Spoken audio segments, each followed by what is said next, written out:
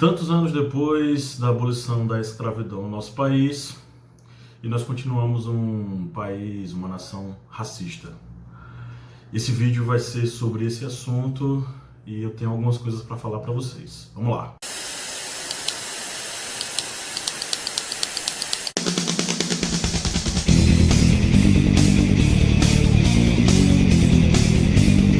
Após uma série de disputas, tanto sociais quanto políticas, né? Não podemos esquecer a atuação de nenhum dos agentes aí.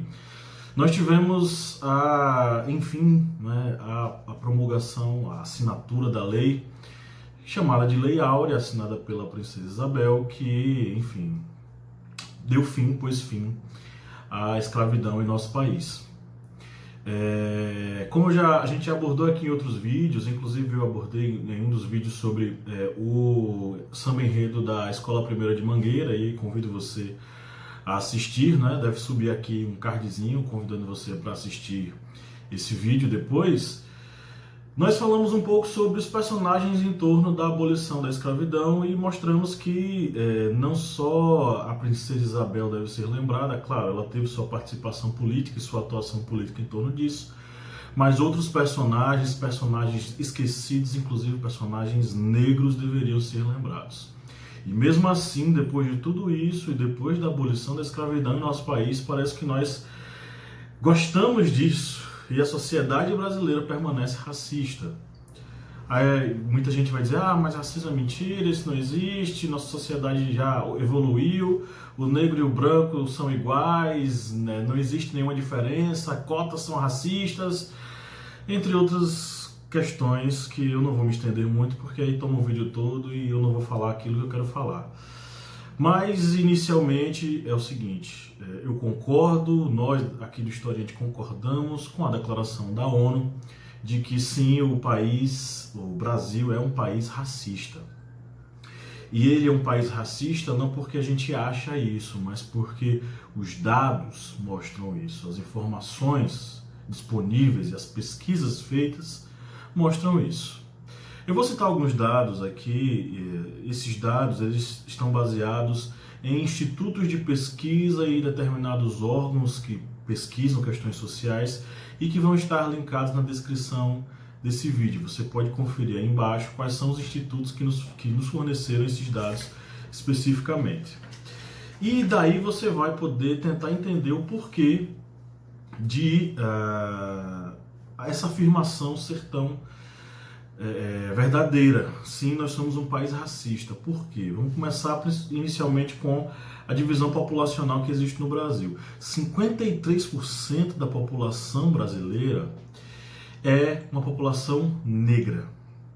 Então, quando a gente pensa assim, ou seja, um pouquinho mais da metade das pessoas são pessoas negras, então a gente vai entender o seguinte. Então, os indicadores, por exemplo, de mercado de trabalho, de acesso à universidade, de acesso à escola, de acesso à saúde, serão indicadores que vão seguir essa porcentagem, correto? Se tem 53% da população negra, se é um país igualitário, então essa porcentagem vai se manter para um pouquinho para mais, um pouquinho para menos, coerente, né?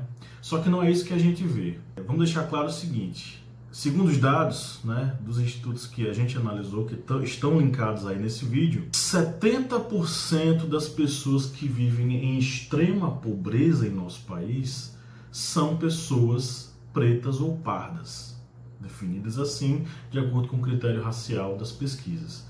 Pretos ou pardos correspondem a 70% de pessoas que vivem em extrema pobreza.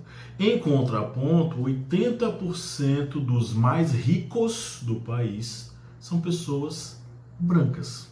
E o interessante é que isso acaba reverberando até mesmo na questão dos serviços básicos oferecidos pelo governo. Por exemplo, o SUS. 80% das pessoas que dependem do SUS, que acessam o SUS, são pessoas negras.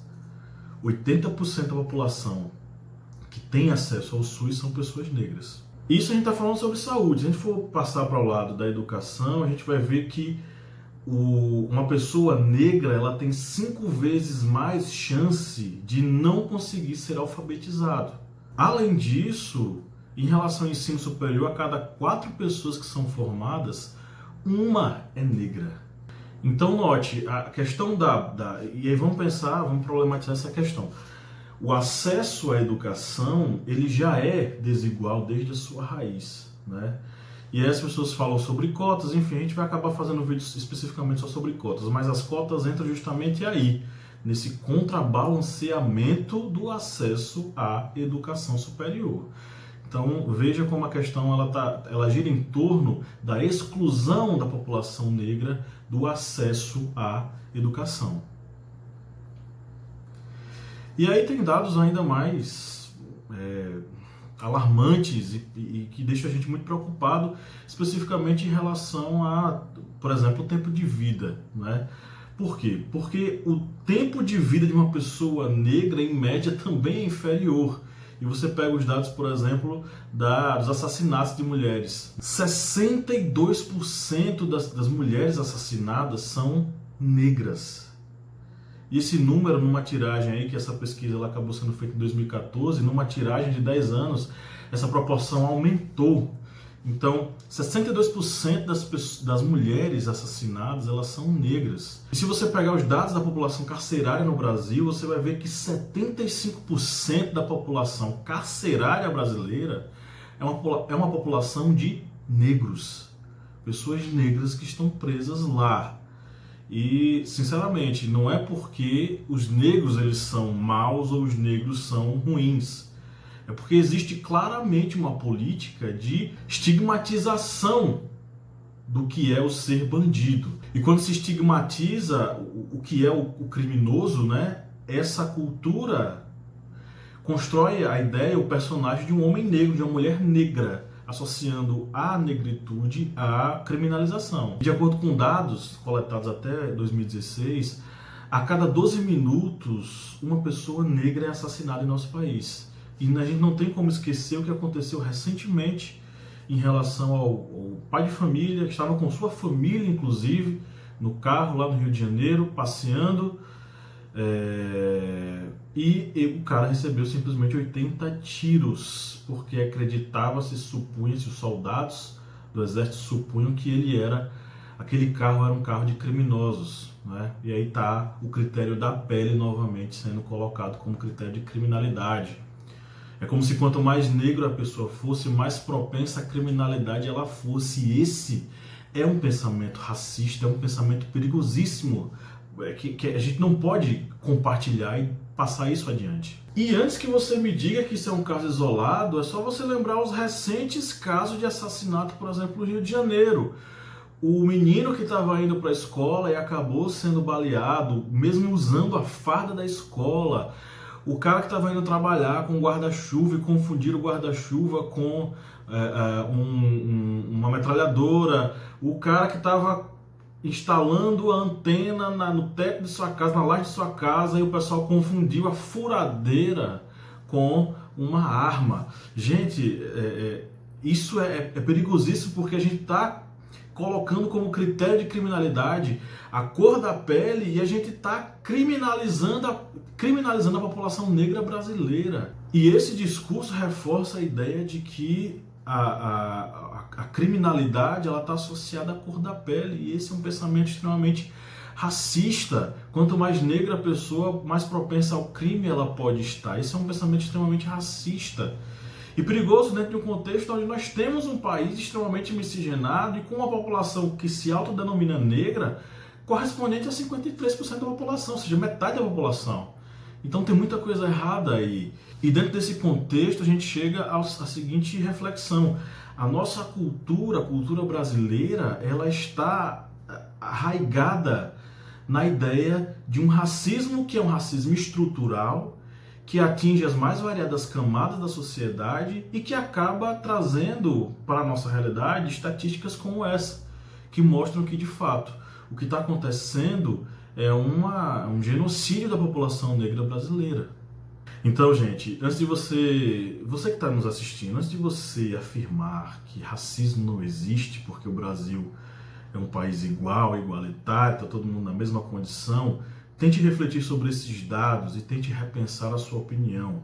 porque o racismo estrutural está destruindo a sociedade brasileira e está destruindo a população negra brasileira. Então é isso, pessoal. Espero que vocês tenham entendido o vídeo, né? Se quiserem voltar a algum dado, volta aí do início do vídeo para vocês pegarem os dados novamente. Espero que vocês tenham curtido, deixe o seu like aí, ative o sininho para receber nossas notificações. Se ainda não é inscrito, se inscreva no canal. E deixe um comentário, né? O que é que você acha desse assunto sobre o racismo estrutural. Obviamente, comente com respeito e educação, tá? Porque os comentários eles serão moderados posteriormente. Gosta do nosso conteúdo? Já nos acompanha há muito tempo? Que tal você ser um apoiador desse projeto? Vá ao site apoia.se/historiante e seja um apoiador a partir de R$4. Você já nos ajuda e ainda entra no nosso grupo secreto com muito conteúdo que a gente veicula lá no grupo secreto. Entra lá, se inscreve, faça o apoio e participe, tá? Esse projeto existe para você e por você. A gente fica grato demais com o seu apoio, porque isso fortalece o nosso ânimo e a gente produz mais conteúdo para você. Então lembre-se de ir lá e apoiar o Historiante. Valeu, pessoal! Até o próximo vídeo.